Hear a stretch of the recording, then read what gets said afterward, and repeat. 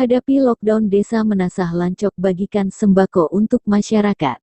Untuk menghadapi lockdown Desa Menasah Lancok Kecamatan Samalanga Kabupaten Biren membagikan sembako kepada rakyat desa di Menasah setempat Minggu, tanggal 29 Maret tahun 2020.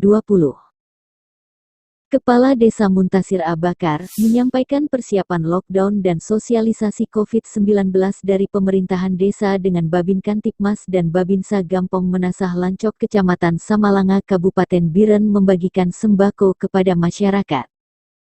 Semoga sembako yang kami bagikan ini bisa bermanfaat dalam menghadapi lockdown yang belum kita tahu kapan akan berakhir musibah virus corona ini di Indonesia.